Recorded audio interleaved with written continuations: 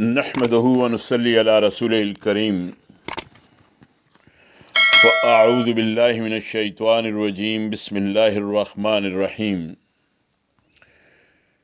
دین اسلام کی بنیادی باتیں اس ضمن میں آج ہماری 7ویں نشست ہے۔ پچھلی 6 نشستوں میں اس بارے میں جو مطالعہ کیا اس کا حاصل یہ ہے کہ اسلام کے معنی خدا کی اطاعت اور فرما برداری کے ہیں،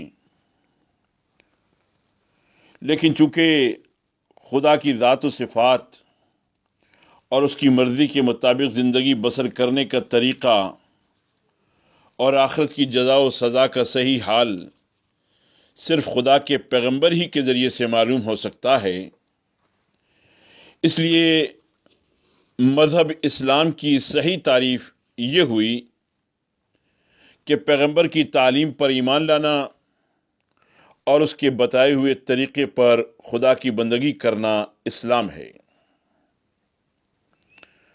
جو شخص پیغمبر کے واسطے کو چھوڑ کر براہ راست خدا کی اطاعت و فرما برداری کا دعویٰ کرے وہ مسلم نہیں ہے۔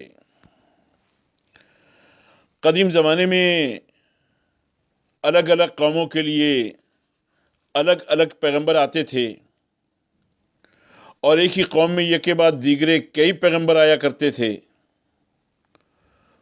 اس وقت ہر قوم کے لیے اسلام اس مذہب کا نام تھا جو خاص اسی قوم کے پیغمبر یا پیغمبروں نے سکھایا۔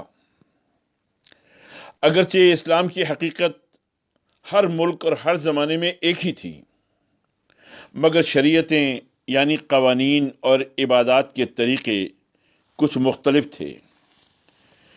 اس لیے ایک قوم پر دوسری قوم کے پیغمبروں کی پیروی ضروری نہ تھی، اگرچہ ایمان لانا سب پر ضروری تھا۔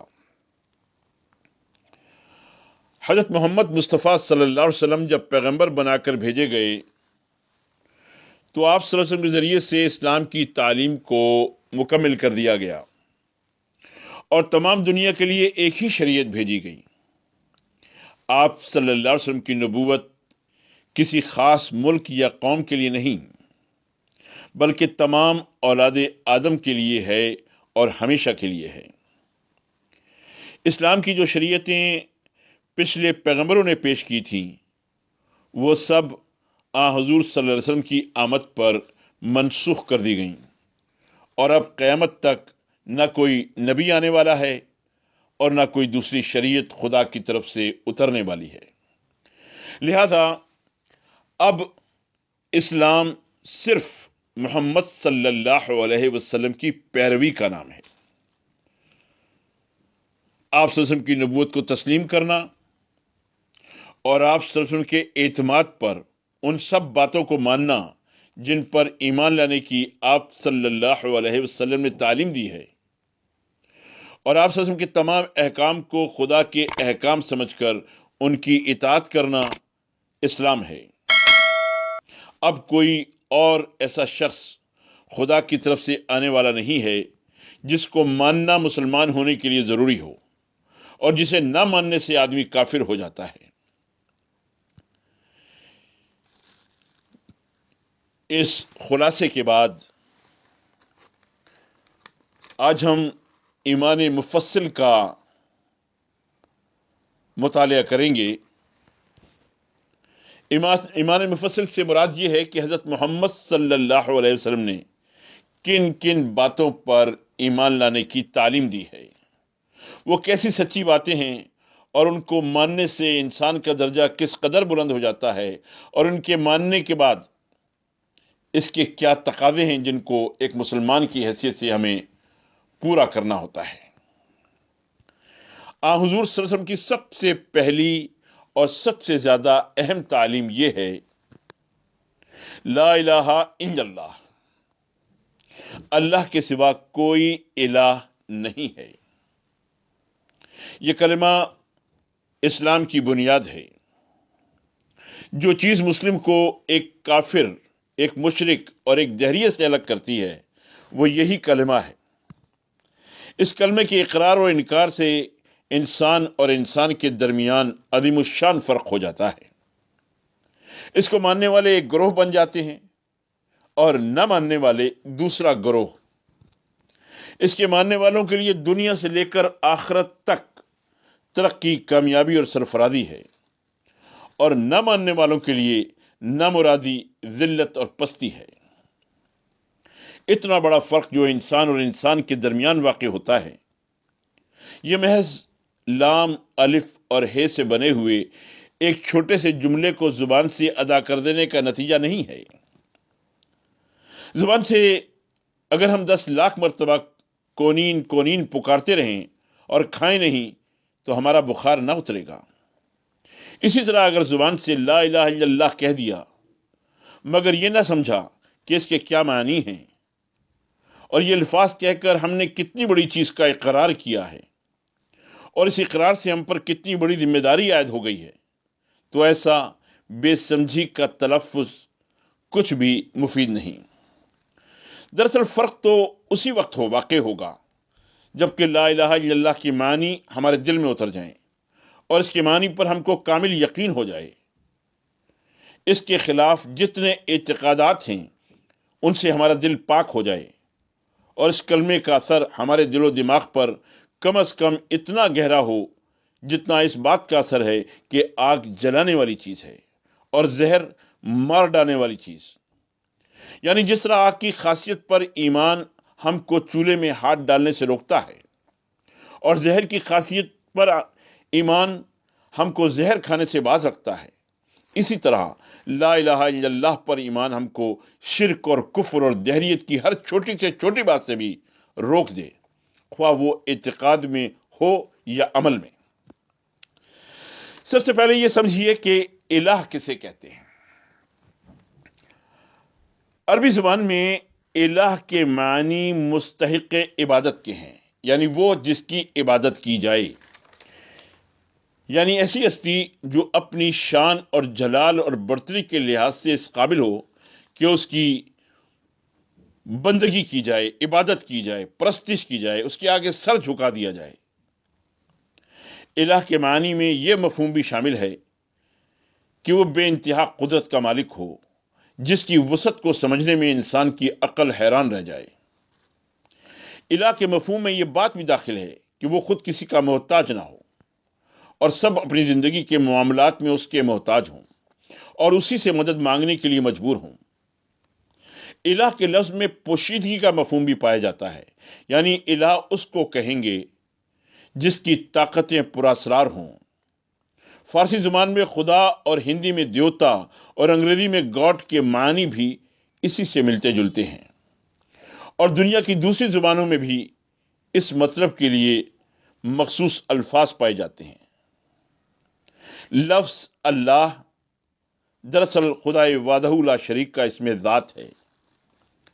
لا الہ الا اللہ کا لفظی ترجمہ یہ ہوگا کہ کوئی الہ نہیں ہے سوائے اس ذات خاص کے جس کا نام اللہ ہے۔ مطلب یہ ہے کہ تمام کائنات میں اللہ کے سوا کوئی ایک ہستی بھی ایسی نہیں ہے جو بندگی کے لائق ہو، اس کے سوا کوئی اس کا مستحق نہیں ہے جس کی وفاداری، اطاعت، غلامی اور پرستش کی جائے اور اس کے آگے سر جھکایا جائے۔ صرف وہی ایک ذات تمام جہاں کی مالک اور حاکم ہے، تمام چیزیں اسی کی محتاج ہیں، سب اسی سے مدد مانگنے پر مجبور ہیں، وہ حواس سے پوشیدہ ہے اور اس کی ہستی کو سمجھنے میں عقل دنگ ہے۔ یہ تو صرف الفاظ کا مفہوم تھا، اب اس کی حقیقت کو سمجھنے کی کوشش کی جائے۔ انسان کی قدیم سے قدیم تاریخ کے جو حالات ہم تک پہنچے ہیں اور پرانی سے پرانی قوموں کے جو آثار دیکھے گئے ہیں، ان سے معلوم ہوتا ہے کہ انسان نے ہر زمانے میں کسی نہ کسی کو خدا مانا ہے اور کسی نہ کسی کی عبادت ضرور کی ہے۔ اب بھی دنیا میں جتنی قومیں ہیں، خواہ وہ نہایت وحشی ہوں یا نہایت مہذب، ان سب میں یہ بات موجود ہے کہ وہ کسی کو خدا مانتی ہیں اور اسی کی عبادت کرتی ہیں۔ اس سے معلوم ہوا کہ انسان کی فطرت میں خدا کا خیال بیٹھا ہوا ہے، اس کے اندر کوئی ایسی چیز ہے جو اسے مجبور کرتی ہے کہ کسی کو خدا مانے اور اس کی عبادت کرے؟ سوال پیدا ہوتا ہے کہ وہ کیا چیز ہے؟ آپ خود اپنی ہستی پر اور تمام انسانوں کی حالت پر نظر ڈال کر اس سوال کا جواب معلوم کر سکتے ہیں۔ انسان دراصل بندہ ہی پیدا ہوا ہے۔ وہ فطرتاً محتاج ہے، کمزور ہے، فقیر ہے۔ بے شمار چیزیں جو اس کی ہستی کو برقرار رکھنے کے لیے ضروری ہیں مگر اس کے قبضے قدرت میں نہیں ہیں۔ آپ سے آپ اس کو حاصل بھی ہوتی ہیں اور اس سے چھن بھی جاتی ہیں۔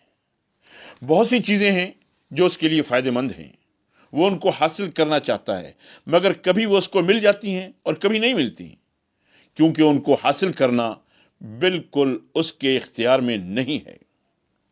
بہت سی چیزیں ہیں جو اس کو نقصان پہنچاتی ہیں، اس کی عمر بھر کی محنتوں کو آن کی آن میں برباد کر دیتی ہیں، اس کی آرزوؤں کو خاک میں ملا دیتی ہیں، اس کو بیماری اور ہلاکت میں مبتلا کر دیتی ہیں۔ وہ ان کو دفع کرنا چاہتا ہے، کبھی وہ دفع ہو جاتی ہیں اور کبھی نہیں ہوتی۔ اس سے وہ جان لیتا ہے کہ ان کا آنا اور نہ آنا، دفع ہونا یا نہ ہونا اس کے اختیار سے باہر ہے۔ بہت سی چیزیں ہیں جن کی شان و شوکت اور بزرگی کو دیکھ کر وہ مرعوب ہو جاتا ہے۔ پہاڑوں کو دیکھتا ہے، دریاؤں کو دیکھتا ہے، بڑے بڑے ہولناک جانوروں کو دیکھتا ہے، ہواؤں کے طوفان اور پانی کے سیلاب اور زمین کے زلزلے دیکھتا ہے، بادلوں کی گرج اور گھٹاؤں کی سیاہی اور بجلی کی کڑک چمک اور موسلادھار بارش کے مناظر اس کے سامنے آتے ہیں۔ سورج اور چاند اور تارے اس کو گردش کرتے دکھائی دیتے ہیں۔ وہ دیکھتا ہے کہ سب چیزیں کتنی بڑی، کتنی طاقتور، کتنی شاندار ہیں اور ان کے مقابلے میں وہ خود کتنا ضعیف اور حقیر ہے۔ یہ مختلف نظارے اور خود اپنی مجبوریوں کے مختلف حالات دیکھ کر اس کے دل میں آپ سے آپ اپنی بندگی، محتاجی اور کمزوری کا احساس پیدا ہو جاتا ہے، اور جب یہ احساس پیدا ہوتا ہے تو اس کے ساتھ ہی خود بخود الوہیت یعنی خدا کا تصور بھی پیدا ہو جاتا ہے۔ وہ ان کے ہاتھوں کا خیال کرتا ہے جو اتنی بڑی طاقتوں کے مالک ہیں۔ ان کی بزرگی کا احساس اسے مجبور کرتا ہے کہ وہ ان کی عبادت میں سر جھکا دے۔ ان کی قوت کا احساس اسے مجبور کرتا ہے کہ وہ ان کے آگے اپنی عاجزی پیش کرے۔ ان کو نفع پہنچانے والی قوتوں کا احساس اسے مجبور کرتا ہے کہ وہ ان کے آگے مشکل کشائی کے لیے ہاتھ پھیلائے، اور ان کی نقصان پہنچانے والی طاقتوں کا احساس اسے مجبور کرتا ہے کہ وہ ان سے خوف کرے اور ان کے غضب سے بچے۔ جہالت کے سب سے نیچے درجے میں انسان یہ سمجھتا ہے کہ جو چیزیں اس کو شان اور طاقت والی نظر آتی ہیں یا کسی طرح نفع یا نقصان پہنچاتی ہوئی محسوس ہوتی ہیں، یہی خدا ہیں۔ چنانچہ وہ جانوروں اور دریاؤں اور پہاڑوں کو پوجتا ہے، زمین کی پرستش کرتا ہے، آگ اور بارش اور ہوا، چاند اور سورج کی عبادت کرنے لگتا ہے۔ یہ جہالت جب ذرا کم ہوتی ہے اور کچھ علم کی روشنی آتی ہے تو اسے معلوم ہوتا ہے کہ یہ سب چیزیں تو خود اسی کی طرح محتاج اور کمزور ہیں۔ بڑے سے بڑا جانور بھی ایک ادنا مچھر کی طرح مرتا ہے۔ بڑے بڑے دریا خشک ہو جاتے ہیں اور چڑھتے اترتے ہیں۔ پہاڑوں کو خود انسان توڑتا پھوڑتا ہے۔ زمین کا پھلنا پھولنا خود زمین کے اپنے اختیار میں نہیں ہے۔ جب پانی اس کا ساتھ نہیں دیتا تو وہ خشک ہو جاتی ہے۔ پانی بھی بے اختیار ہے، اس کی آمد ہوا کی محتاج ہے۔ ہوا بھی اپنے اختیار میں نہیں ہے، اس کا مفید یا غیر مفید ہونا دوسرے اسباب کے تحت ہے۔ چاند اور سورج اور تارے بھی کسی قانون کے تابع ہیں۔ اس قانون کے خلاف وہ کبھی ادنا جنبش بھی نہیں کر سکتے۔ اب اس کا ذہن مخفی اور پراسرار قوتوں کی طرف منتقل ہو جاتا ہے۔ وہ خیال کرتا ہے کہ ان ظاہری چیزوں کی پشت پر کچھ پوشیدہ قوتیں ہیں جو ان پر حکومت کر رہی ہیں، اور سب کچھ انہی کے اختیار میں ہے۔ یہیں سے خداؤں اور دیوتاؤں کا عقیدہ پیدا ہوتا ہے۔ روشنی اور ہوا اور پانی اور بیماری اور تندرستی اور مختلف دوسری چیزوں کے خدا الگ الگ مان لیے جاتے ہیں اور ان کی خیالی صورتیں بنا کر ان کی عبادتیں کی جاتی ہیں۔ اس کے بعد جب اور زیادہ علم کی روشنی آتی ہے تو انسان دیکھتا ہے کہ دنیا کے انتظام میں ایک زبردست قانون اور ایک بڑے ضابطے کی پابندی پائی جاتی ہے۔ ہواؤں کی رفتار، بارش کی آمد، سیاروں کی گردش، فصلوں موسموں کے تغیر میں کیسی باقاعدگی ہے، کس طرح بے شمار قوتیں ایک دوسرے کے ساتھ مل کر کام کر رہی ہیں، کیسا زبردست قانون ہے کہ جو وقت جس کام کے لیے مقرر کر دیا گیا ہے ٹھیک اسی وقت پر کائنات کے تمام اسباب جمع ہو جاتے ہیں اور ایک دوسرے سے اشتراک عمل کرتے ہیں۔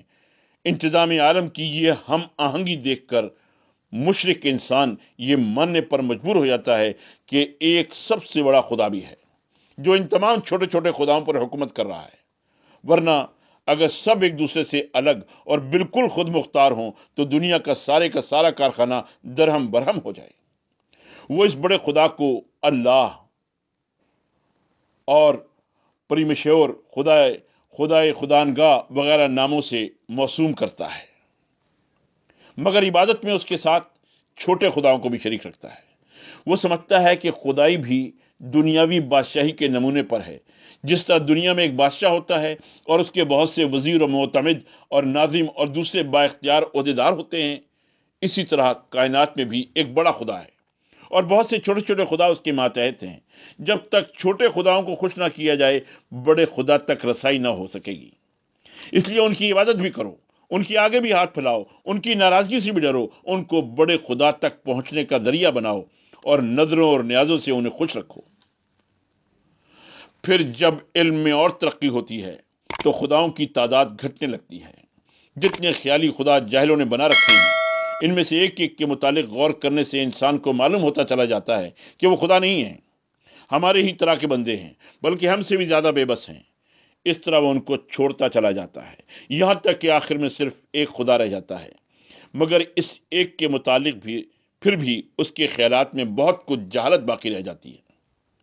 کوئی یہ خیال کرتا ہے کہ خدا ہماری طرح جسم رکھتا ہے اور ایک جگہ بیٹھا ہوا خدائی کر رہا ہے۔ کوئی یہ سمجھتا ہے کہ خدا بیوی بچے رکھتا ہے اور انسان کی طرح اس کے ہاں بھی اولاد کا سلسلہ چل رہا ہے۔ کوئی یہ گمان کرتا ہے کہ خدا انسان کی صورت میں زمین پر اترتا ہے۔ کوئی کہتا ہے کہ خدا اس دنیا کے کارخانے کو چلا کر خاموش بیٹھ گیا ہے اور اب کہیں آرام کر رہا ہے۔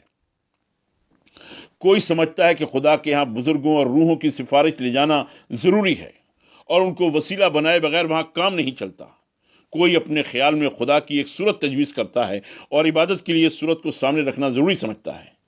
اس طرح کی بہت سی غلط فہمیاں توحید کا اعتقاد رکھنے کے باوجود انسان کے ذہن میں باقی رہ جاتی ہیں، جن کے سبب سے وہ شرک یا کفر میں مبتلا ہوتا ہے، اور یہ سب جہالت کا نتیجہ ہے۔ سب سے اوپر لا الہ الا اللہ کا درجہ ہے۔ یہ وہ علم ہے جو خود اللہ نے ہر زمانے میں اپنے نبیوں کے ذریعے سے انسان کے پاس بھیجا ہے۔ یہی علم سب سے پہلے انسان حضرت آدم علیہ السلام کو دے کر زمین پر اتارا گیا تھا۔ یہی علم آدم علیہ السلام کے بعد حضرت نوح علیہ السلام، حضرت ابراہیم علیہ السلام، حضرت موسیٰ علیہ السلام اور دوسرے تمام پیغمبروں کو دیا گیا تھا۔ پھر اسی علم کو لے کر سب سے آخر میں حضرت محمد صلی اللہ علیہ وسلم تشریف لائے۔ یہ خالص علم ہے جس میں جہالت کا شائبہ تک نہیں۔ جیسا کہ ہم نے پہلے بتایا، شرک اور بت پرستی اور کفر کی جتنی صورتیں، ان سب میں انسان اسی وجہ سے مبتلا ہوا کہ اس نے پیغمبروں کی تعلیم سے منہ موڑ کر خود اپنے حواس اور اپنی عقل پر بھروسہ کیا۔ آئیے ہم بتائیں کہ اس چھوٹے سے فقرے میں کتنی بڑی حقیقت بیان کی گئی ہے۔ نمبر 1، سب سے پہلی چیز الوہیت یعنی خدا کا تصور ہے، خدائی کا تصور ہے۔ یہ وسیع کائنات جس کے آغاز اور انجام اور انتہا کا خیال کرنے سے ہمارا ذہن تک جاتا ہے، جو نامعلوم زمانے سے چلی آ رہی ہے اور نامعلوم زمانے تک چلی جا رہی ہے، جس میں بے حد و حساب مخلوق پیدا ہوئی اور پیدا ہوئے چلی جا رہی ہے، جس میں ایسے ایسے حیرت انگیز کرشمے ہو رہے ہیں کہ ان کو دیکھ کر عقل دنگ رہ جاتی ہے۔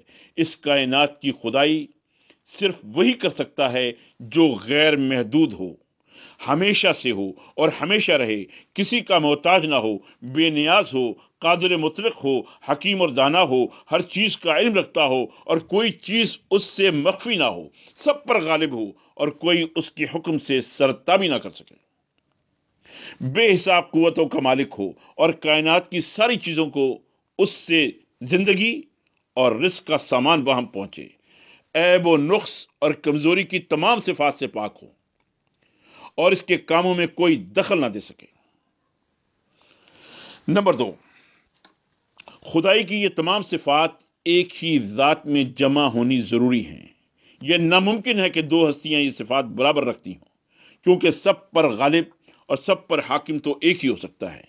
یہ بھی ممکن نہیں کہ یہ صفات تقسیم ہو کر بہت سے خداؤں میں بٹ جائیں، کیونکہ اگر حاکم ایک ہو اور عالم دوسرا اور رازق تیسرا تو ہر ایک خدا دوسرے کا محتاج ہوگا، اور اگر ایک نے دوسرے کا ساتھ نہ دیا تو ساری کائنات یک لخت فنا ہو جائے گی۔ یہ بھی ممکن نہیں ہے کہ یہ صفات ایک دوسرے کو منتقل ہوں، یعنی کبھی ایک خدا میں پائی جائیں اور کبھی دوسرے میں، کیونکہ جو خدا خود زندہ رہنے کی قوت نہ رکھتا ہو وہ ساری کائنات کو زندگی نہیں بخش سکتا، اور جو خدا خود اپنی خدائی کی حفاظت نہ کر سکتا ہو وہ اتنی بڑی کائنات پر حکومت نہیں کر سکتا۔ بس ہم کو علم کی جتنی زیادہ روشنی ملے گی اتنا ہی ہم کو یہ زیادہ یقین ہوتا چلا جائے گا کہ خدائی کی صفات میں صرف ایک ذات میں جمع ہونا ضروری ہے۔ نمبر 3، خدائی کے اس کامل اور صحیح تصور کو نظر میں رکھیے، پھر ساری کائنات پر نظر ڈالیے۔ جتنی چیزیں ہم دیکھتے ہیں، جتنی چیزوں کو کسی ذریعے سے محسوس کرتے ہیں، جتنی چیزوں تک ہمارے علم کی پہنچ ہے، ان میں سے ایک بھی ان صفات سے متصف نہیں ہے۔ عالم کی ساری موجودات محتاج ہیں، محکوم ہیں، بنتی ہیں اور بگڑتی ہیں، مرتی ہیں اور جیتی ہیں۔ کسی کو ایک حال پر قیام نہیں، کسی کو اپنے اختیار سے کچھ کرنے کی قدرت نہیں، کسی کو ایک بالا تر قانون کے خلاف بال برابر حرکت کرنے کا اختیار نہیں۔ ان کی حالات خود گواہی دیتے ہیں کہ ان میں سے کوئی خدا نہیں ہے، کسی میں خدا کی ادنا جھلک بھی نہیں پائی جاتی، کسی کا خدائی میں ذرہ برابر بھی دخل نہیں ہے۔ یہی معنی ہے لا الہ کے۔ چوتھی بات، کائنات کی ساری چیزوں سے خدائی چھین لینے کے بعد ہم کو اقرار کرنا پڑتا ہے کہ ایک اور ہستی ہے جو سب سے بالا تر ہے، صرف وہی تمام خدائی صفات رکھتی ہے اور اس کے سوا کوئی خدا نہیں ہے۔ یہی معنی ہے الا اللہ کے۔ یہ سب سے بڑا علم ہے، لا الہ الا اللہ سب سے بڑا علم ہے۔ آپ جس قدر تحقیق کریں اور جستجو کریں گے آپ کو یہی معلوم ہوگا کہ یہی علم کا سرا بھی ہے اور یہی علم کی آخری حد بھی۔ طبیعیات، کیمیا، حیت، ریاضیات، حیاتیات، حیوانیات، انسانیات، غرض کائنات کی حقیقتوں کا کھوج لگانے والے جتنے علوم ہیں ان میں سے خواہ کوئی علم لے لو، اس کی تحقیق میں جس قدر تم آگے بڑھتے جاؤ گے لا الہ الا اللہ کی صداقت تم پر زیادہ کھلتی جائے گی اور اس پر ہمارا یقین بڑھتا جائے گا۔ ہم کو علمی تحقیقات کے میدان میں ہر قدم پر محسوس ہوگا کہ اس سب سے پہلی اور بڑی سچائی سے انکار کرنے کے بعد کائنات کی ہر چیز بے معنی ہو جاتی ہے۔ لا الہ الا اللہ کے اقرار سے انسان کی زندگی پر کیا اثر پڑتا ہے اور اس کو نہ ماننے والا دنیا اور آخرت میں کیوں نامراد ہو جاتا ہے۔ اس کلمے پر ایمان رکھنے والا کبھی تنگ نظر نہیں ہو سکتا۔ وہ ایسے خدا کا قائل ہوتا ہے جو زمین و آسمان کا خالق، مشرق و مغرب کا مالک اور تمام جہاں کا پالنے پوسنے والا ہے۔ اس ایمان کے بعد ساری کائنات میں کوئی چیز بھی اس کو غیر نظر نہیں آتی۔ وہ سب کو اپنی ذات کی طرح ایک ہی مالک کی ملکیت اور ایک بادشاہ کی رعیت سمجھتا ہے۔ اس کی ہمدردی اور محبت و خدمت کسی دائرے کی پابند نہیں رہتی۔ اس کی نظر ویسی ہی غیر محدود ہو جاتی ہے جیسی خود اللہ تعالی کی بادشاہی غیر محدود ہے۔ یہ بات کسی ایسے شخص کو حاصل نہیں ہو سکتی جو بہت سے چھوٹے چھوٹے خداؤں کا قائل ہو یا خدا میں انسان کی محدود اور ناقص صفات مانتا ہو یا سرے سے خدا کا قائل ہی نہ ہو۔ یہ کلمہ انسان میں انتہا درجے کی خودداری اور عزت نفس پیدا کر دیتا ہے۔ اس پر اعتقاد رکھنے والا جانتا ہے کہ صرف ایک خدا تمام طاقتوں کا مالک ہے، اس کے سوا کوئی نفع پہنچانے والا نہیں، کوئی مارنے اور جلانے والا نہیں، کوئی صاحب اختیار اور با اثر نہیں۔ یہ علم اور یقین اس کو خدا کے سوا تمام قوتوں سے بے نیاز اور بے خوف کر دیتا ہے۔ اس کی گردن کسی مخلوق کے آگے نہیں جھکتی، اس کا ہاتھ کسی کے آگے نہیں پھیلتا، اس کے دل میں کسی کی بزرگی کا سکہ نہیں بیٹھتا۔ یہ صفت سوائے عقیدہ توحید کے اور کسی عقیدے سے پیدا نہیں ہو سکتی۔ شرک اور کفر اور دہریت کی لازمی خاصیت یہ ہے کہ انسان مخلوقات کے آگے جھکے، ان کو نفع اور نقصان کا مالک سمجھے، ان سے خوف کھائے اور انہی سے امیدیں وابستہ رکھے۔ خودداری کے ساتھ یہ کلمہ انسان میں انکساری بھی پیدا کرتا ہے۔ اس کا قائل کبھی بھی مغرور اور متکبر نہیں ہو سکتا۔ اپنی قوت اور دولت اور قابلیت کا گھمنڈ اس کے دل میں سما ہی نہیں سکتا، کیونکہ وہ جانتا ہے کہ اس کے پاس جو کچھ ہے خدا ہی کا دیا ہوا ہے، اور خدا جس طرح دینے پر قادر ہے اسی طرح چھین لینے پر قادر ہے۔ اس کے مقابلے میں عقیدہ الحاد کے ساتھ جب انسان کو کسی قسم کا دنیاوی کمال حاصل ہوتا ہے تو وہ متکبر ہو جاتا ہے، کیونکہ وہ اپنے کمال کو محض اپنی قابلیت کا نتیجہ سمجھتا ہے۔ اسی طرح شرک اور کفر کے ساتھ بھی غرور پیدا ہونا لازمی ہے، کیونکہ مشرک اور کافر اپنے خیال میں یہ سمجھتا ہے کہ خداؤں اور دیوتاؤں سے اس کا کوئی خاص تعلق ہے جو دوسروں کو نصیب نہیں۔ اس کلمے پر اعتقاد رکھنے والا اچھی طرح سمجھتا ہے کہ نفس کی پاکیزگی اور ایک نیک عمل کے سوا اس کے لیے نجات اور فلاح کا کوئی ذریعہ نہیں، کیونکہ وہ ایک ایسے خدا پر اعتقاد رکھتا ہے جو بے نیاز ہے، کسی سے کوئی رشتہ نہیں رکھتا، بے لاگ عدل کرنے والا، اور کسی کو اس کی خدائی میں دخل یا اثر حاصل نہیں۔ اس کے مقابلے میں مشرکین اور کفار ہمیشہ جھوٹی توقعات پر زندگی بسر کرتے ہیں۔ ان میں کوئی سمجھتا ہے کہ خدا کا بیٹا ہمارے لیے کفارہ بن گیا ہے، کوئی خیال کرتا ہے کہ ہم خدا کے چہیتے ہیں اور ہمیں سزا مل ہی نہیں سکتی، کسی کا گمان یہ ہے کہ ہم اپنے بزرگوں سے خدا کے ہاں سفارش کرا لیں گے، کوئی اپنے دیوتاؤں کو نظر و نیاز دے کر سمجھ لیتا ہے کہ اب اسے دنیا میں سب کچھ کرنے کا لائسنس مل گیا ہے۔ اس قسم کے جھوٹے اعتقادات ان لوگوں کو ہمیشہ گناہوں اور بدکاریوں کے چکر میں پھنسائے رکھتے ہیں، اور وہ ان کے بھروسے پر نفس کی پاکیزگی اور عمل کی نیکی سے غافل ہو جاتے ہیں۔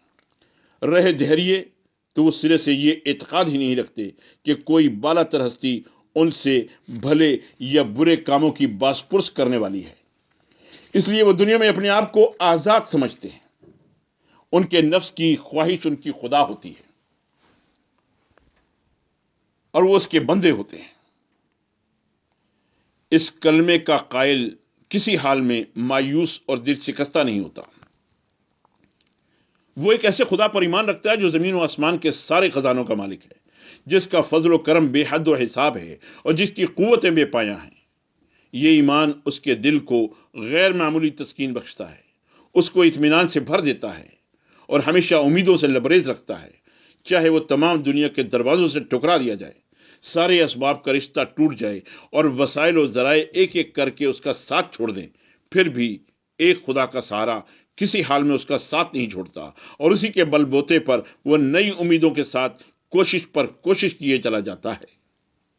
یہ اطمینان قلب عقیدہ توحید کے سوا اور کسی عقیدے سے حاصل ہو نہیں سکتا۔ مشرکین اور کفار اور دہریے چھوٹے دل کے ہوتے ہیں، ان کا بھروسہ محدود طاقتوں پر ہوتا ہے، اس لیے مشکلات میں بہت جلد مایوسی ان کو گھیر لیتی ہے، اور اکثر ایسی حالتوں میں وہ خودکشی تک کر گزرتے ہیں۔ اس کلمے کا اعتقاد انسان میں عزم اور حوصلہ اور صبر و توکل کی زبردست طاقت پیدا کر دیتا ہے۔ وہ جب خدا کی خوشنودی کے لیے دنیا میں بڑے کام انجام دینے کے لیے اٹھتا ہے تو اس کے دل میں یقین ہوتا ہے کہ میری پشت پر زمین و آسمان کے بادشاہ کی قوت ہے۔ یہ خیال اس میں پہاڑ کی سی مضبوطی پیدا کرتا ہے، اور دنیا کی ساری مشکلات اور مصیبتیں اور مخالف طاقتیں مل کر بھی اس کو اپنے عزم سے نہیں ہٹا سکتی۔ یہ کلمہ انسان کو بہادر بنا دیتا ہے۔ دیکھیے، آدمی کو بزدل بنانے والی دراصل دو چیزیں ہوتی ہیں، ایک تو جان اور مال اور بال بچوں کی محبت، دوسرا یہ خیال کہ خدا کے سوا کوئی اور مارنے والا ہے، اور یہ کہ آدمی اپنی تدبیر سے موت کو ٹال سکتا ہے۔ لا الہ الا اللہ کا اعتقاد ان دونوں چیزوں کو دل سے نکال دیتا ہے۔ پہلی چیز تو اس لیے نکل جاتی ہے کہ اس کا قائل اپنی جان و مال اور ہر چیز کا مالک خدا ہی کو سمجھتا ہے، اور اس کی خوشنودی کے لیے سب کچھ قربان کرنے پر تیار ہو جاتا ہے۔ رہی دوسری چیز تو اس وجہ سے باقی نہیں رہتی کہ لا الہ الا اللہ کہنے والے کے نزدیک جان لینے کی قدرت کسی انسان یا حیوان یا توپ یا تلوار یا لکڑی یا پتھر میں نہیں ہے، اس کا اختیار صرف خدا کو ہے، اور اس نے موت کا جو وقت مقرر کر دیا ہے اس سے پہلے دنیا کی تمام قوتیں مل کر بھی چاہیں تو کسی کی جان نہیں لے سکتی۔ یہی وجہ ہے کہ اللہ پر ایمان رکھنے والے سے زیادہ بہادر دنیا میں کوئی نہیں ہوتا۔ اس کے مقابلے میں تلواروں کی باڑ اور گولیوں کی بچھاڑ اور فوجوں کی یورش سب ناکام رہ جاتی ہے۔ جب وہ خدا کی راہ میں لڑنے کے لیے بڑھتا ہے تو اپنے سے 10 گنی طاقت کا بھی منہ پھیر دیتا ہے۔ مشرکین اور کفار اور دہریے یہ قوت کہاں سے لائیں گے؟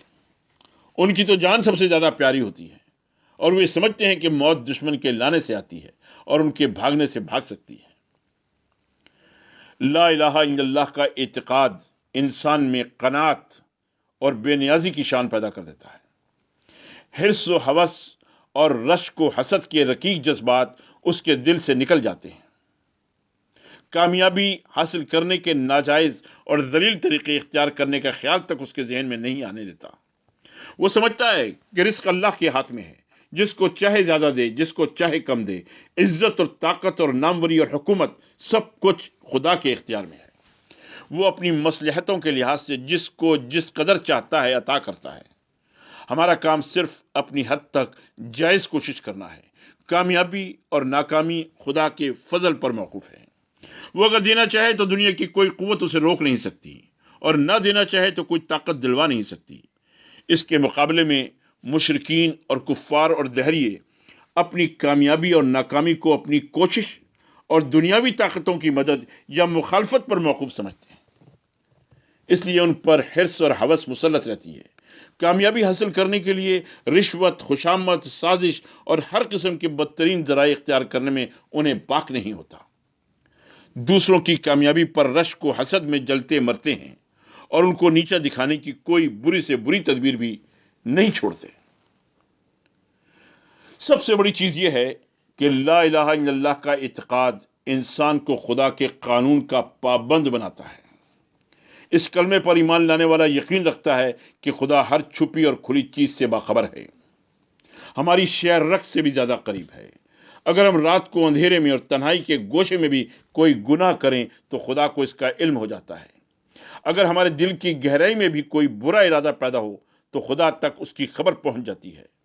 ہم سب سے چھپا سکتے ہیں مگر خدا سے نہیں چھپا سکتے، سب سے بھاگ سکتے ہیں مگر خدا کی سلطنت سے نہیں نکل سکتے، سب سے بچ سکتے ہیں مگر خدا کی پکڑ سے بچنا غیر ممکن ہے۔ یہ یقین جتنا مضبوط ہوگا اتنا ہی زیادہ انسان اپنے خدا کے احکام کا مطیع ہوگا۔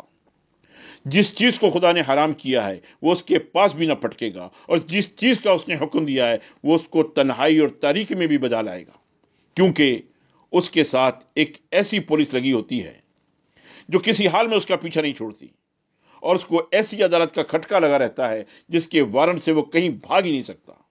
یہی وجہ ہے کہ مسلم ہونے کے لیے سب سے پہلی اور ضروری شرط لا الہ الا اللہ پر ایمان لانا ہے۔ مسلم کے معنی جیسا کہ آپ کو پہلے بتایا جا چکا خدا کے فرما بردار بندے کے ہیں، اور خدا کا فرما بردار ہونا ممکن ہی نہیں جب تک کہ انسان کو اس بات پر یقین نہ ہو جائے کہ اللہ کے سوا کوئی الہ نہیں ہے۔ حضرت محمد صلی اللہ علیہ وسلم کی تعلیم میں یہ ایمان باللہ سب سے اہم اور بنیادی چیز ہے۔ یہ اسلام کا مرکز ہے، اس کی جڑ ہے، اس کی قوت کا منبع ہے۔ اس کے سوا اسلام کے جتنے اعتقادات اور احکام اور قوانین ہیں سب اسی بنیاد پر قائم ہیں، اور ان سب کو اسی مرکز سے قوت پہنچتی ہے۔ اس کو ہٹا دینے کے بعد اسلام کوئی چیز نہیں رہتا۔ اللہ تعالی ہمیں لا الہ الا اللہ کے معنی اور مفہوم کو سمجھنے اور اس کے تقاضے کو پورا کرنے کی توفیق عطا فرمائے۔ وآخر دعوانا ان الحمد للہ رب العالمین۔